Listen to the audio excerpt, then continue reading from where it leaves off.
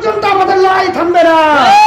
সেই পর্যন্ত ছাত্র জনতার ঐক্য এবং লড়াই দীর্ঘজীবী হোক। বাংলাদেশ দীর্ঘজীবী হোক। শহীদ আবরার ফাহাদ জিন্দাবাদ। বাংলাদেশ জিন্দাবাদ।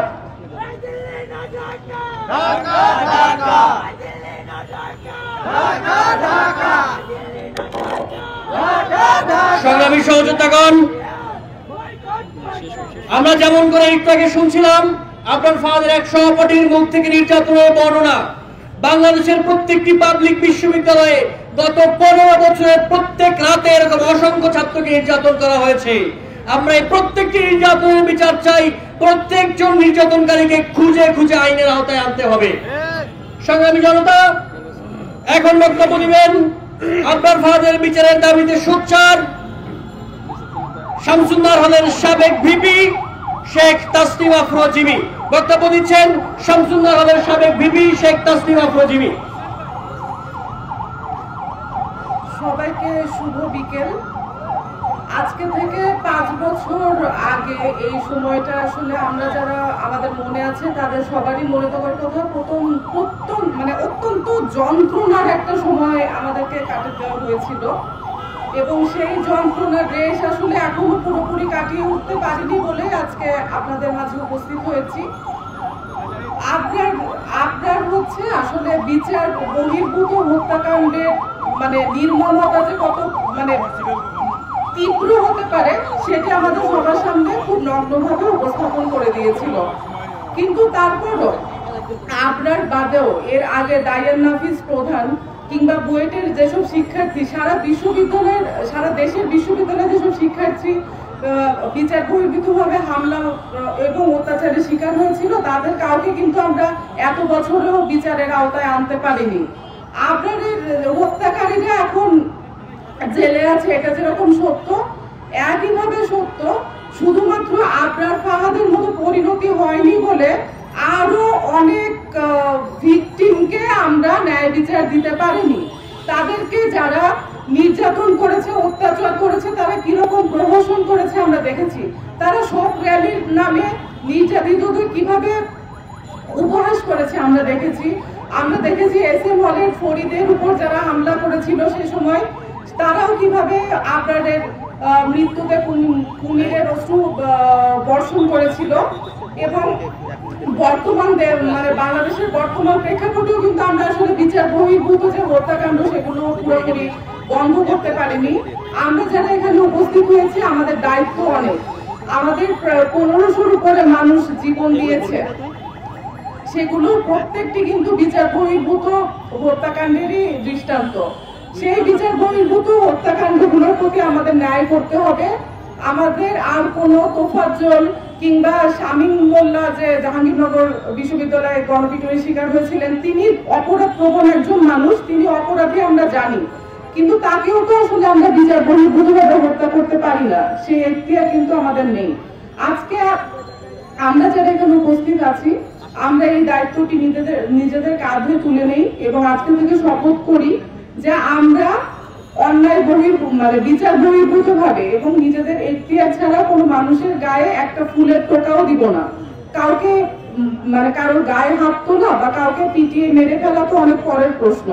আমাদের তো আসলে একজন নাগরিকের তো আরেকজন সচেতন নাগরিকের উপর হাতও তোলা উচিত না, বা ভার্বাল যে অ্যাবিউজ কোন রকম নিপীড়ন তো আসলে করা উচিত না। এটি একটি বিষয় গেল। আরেকটি বিষয় হচ্ছে ভারতীয় আগ্রাসন। আমাদের পরপর দুটি যে ভয়াবহ বন্যা হলো, এখানে কিন্তু ভারতের যদি অসহযোগিতা না থাকতো তাহলে কিন্তু বর্তমানে যে শেরপুর বলেন বা এর আগে ফেনী, কুমিল্লা, আমাদের ময়মনসিংহ যে বন্যায় ডুবে গেছে, এখনো কিন্তু আবরার চলে যাওয়ার 5 বছর পরেও কিন্তু আমরা ভারতীয় আগ্রাসনের যে নির্মমতা সেটি দেখতে পাচ্ছি। তো আমি শেষ একটি কথাই বলবো, সেটি হচ্ছে দিল্লি না ঢাকা, ঢাকা ঢাকা। ধন্যবাদ সবাইকে।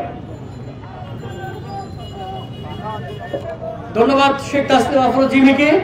এখন বক্তব্য দিবেন 2019 সাল থেকে আবরারের হত্যাকাণ্ডের বিচারের দাবিতে সোচ্চার এবং আদেশস্তম্ভ নির্মাণের সময় যারা পরিশ্রম করেছেন তাদের মধ্যে একজন ঢাকা বিশ্ববিদ্যালয়ের আইন বিভাগের শিক্ষার্থী সালেউদ্দিন সিফাত। বক্তব্য দেওয়ার জন্য অনুরোধ করছি ঢাকা বিশ্ববিদ্যালয়ের আইন বিভাগের শিক্ষার্থী সালেউদ্দিন সিফাতকে।